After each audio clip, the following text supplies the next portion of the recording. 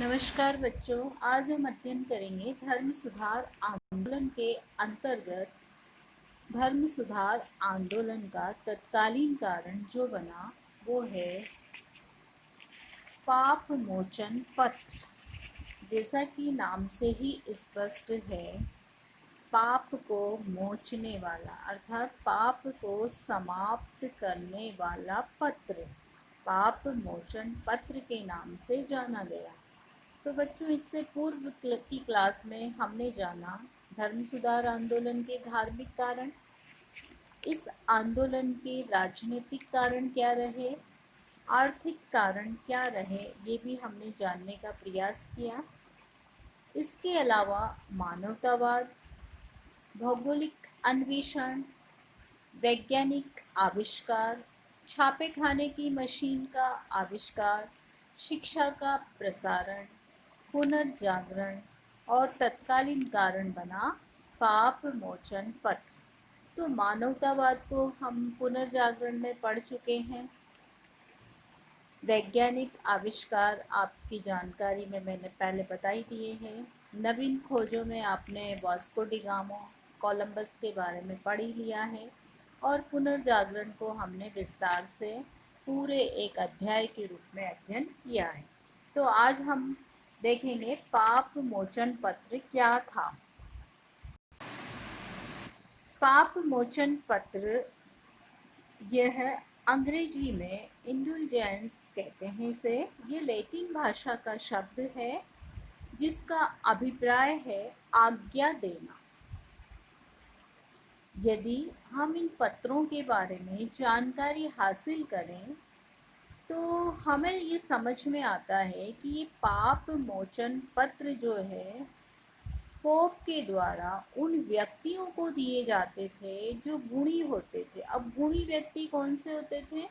गुणी व्यक्तियों से अभिप्राय है कि जो तपस्या करते थे, तप करते थे, प्रायश्चित करते थे, किसके लिए? मोक्ष प्राप्ति के लिए, ईश्वर में पूर्ण विश्वास रखते थे। उन व्यक्तियों को पोप के द्वारा एक पत्र प्रदान किया जाता था और इसका अभिप्राय होता है कि आपके समस्त पापों का समापन हो गया है, अब आप मोक्ष प्राप्ति के अधिकारी हैं। परंतु 15वीं और 16वीं शताब्दी में इन गुणों को इतना विकृत कर दिया गया था कि हर मनुष्य अपने रुपयों के बदले इन पत्रों को आसानी से खरीद सकते थे। इन पत्रों को जारी करने से पूर्व इच्छुक मनुष्य को तप, उपवास, प्रायश्चित आदि करने होते थे। ईश्वर में पूर्ण विश्वास रखना पड़ता था। लेकिन अब अर्थात 15वीं और 16वीं शताब्दी में पोप ने ये घोषणा कर दी कि कोई भी मनुष्य जो मोक्ष प्राप्ति का इच्छुक है, स्वयं पोप अपने संचित पुण्य के बल पर किसी भी पापी मनुष्य को पापों से मुक्त कर उसे मोक्ष प्राप्त करने में सक्षम बना सकता है। पापी को पापों से मुक्ति दिलाने में इन पाप मोचन पत्रों को सक्षम बताया गया।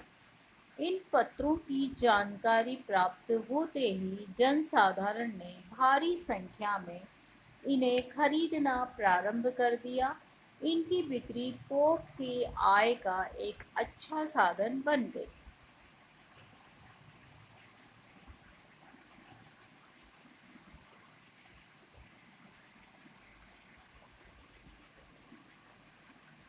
तो बच्चों, इसका अभिप्राय आपको समझ में आया होगा कि धन के बदले अब इन पत्रों को पोप के द्वारा बेचा जाने लगा।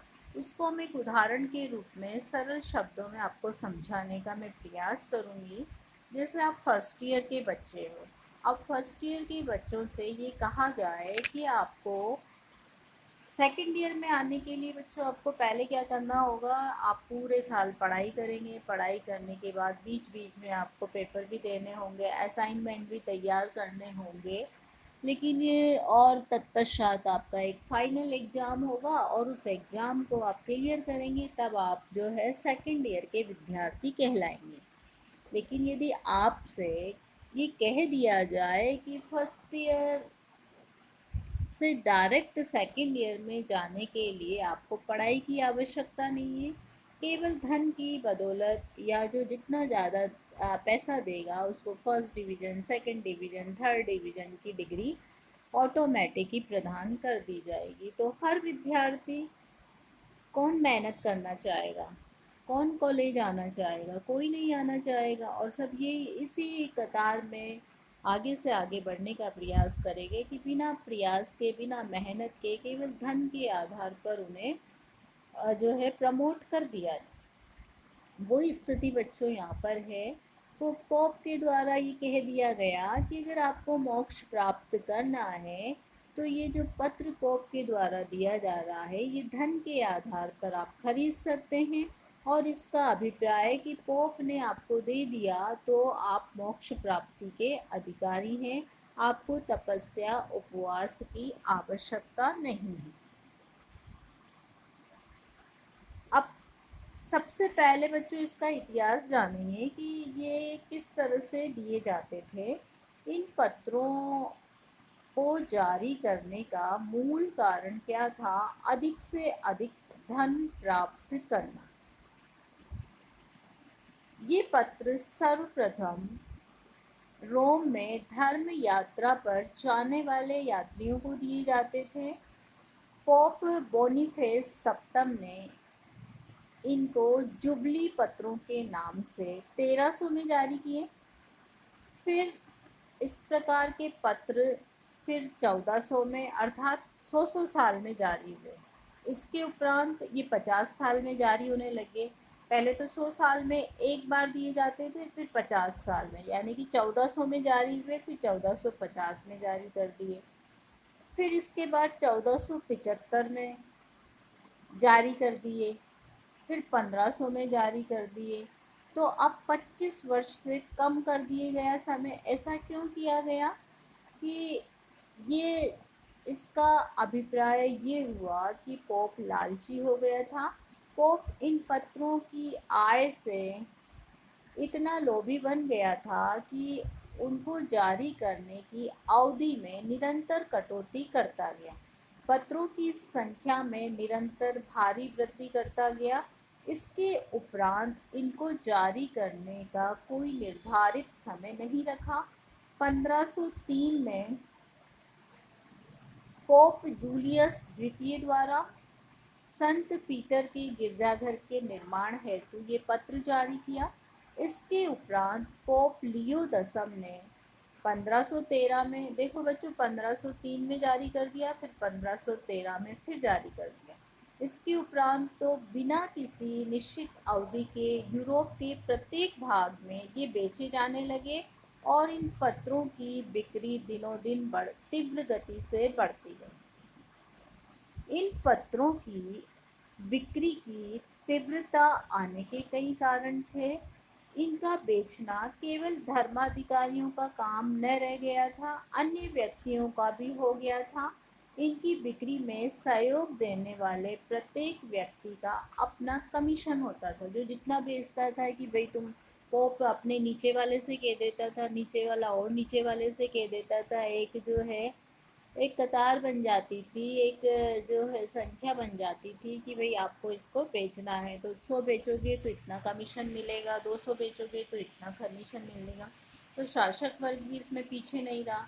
जर्मन के राज्यों में तो प्रथम तो इन पत्रों की बिक्री पर प्रतिबंध था, परंतु जब एल्बर्ट को आर्क बिशप का पद खरीदने हेतु धन की आवश्यकता हुई तो उसने अपने राज्यों में इन पत्रों को वैध कर दिया, वैलिड मान लिया।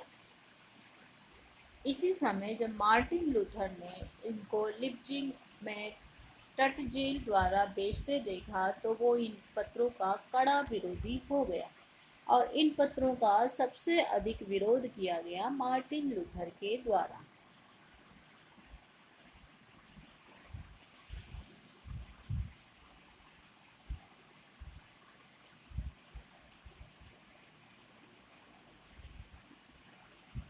पाप मोचन पत्रों ने पोप और अन्य धर्माधिकारियों को धनी तो बनाया, साथ ही उनका समाज में उन्हें भ्रष्ट भी बना दिया। इन पत्रों की बिक्री से धर्माधिकारियों की आय में इतनी वृद्धि हुई कि हर आदमी आर्क बिशप का पद खरीदने का प्रयास करने लगा। शासक वर्ग के लोग भी इनकी बिक्री में दलाल की भूमिका निभाने लगे। वे इनसे मालामाल होते जा रहे थे। अशिक्षित लोग चाव से भारी संख्या में इन्हें खरीद रहे थे, क्योंकि जनसाधारण में शिक्षा का अभाव था। वो सोच रहे थे कि एक पत्र के माध्यम से यदि हमारे पापों का, दोषों का निवारण हो जाता है तो क्यों न धन देकर इसको खरीद लिया जाए। इन पत्रों का मजाक सर्वप्रथम मार्टिन लूथर द्वारा उड़ाया गया, जो कि इस आंदोलन का अग्रदूत माना जाता है। इस पत्रों का सबसे पहले जो विरोध हुआ मार्टिन लूथर के द्वारा किया गया। उसने पोप और अन्य धर्मावलंबियों के इस कार्य की कटु आलोचना की और कहा कि अब तो धर्म भी पैसे से बिकने लगा है। उसने जनसाधारण को इन पत्रों के खोखलेपन से परिचित भी करवाया।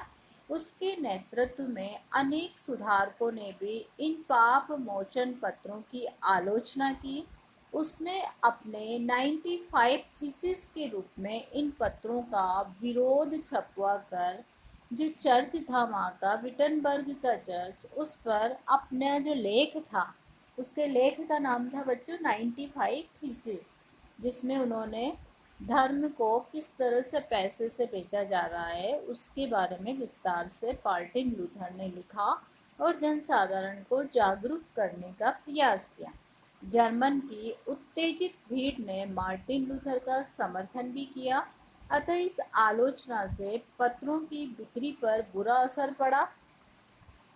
पोप को ये बात आखिरी उसने लूथर और उसके समर्थक धर्माधिकारियों के विरुद्ध कड़ी कार्रवाई करना आरंभ किया।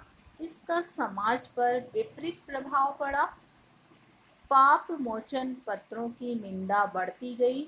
इन सुधारकों के अलावा छोटे पादरियों ने भी इसकी निस्सारता पर प्रकाश डालना प्रारंभ किया।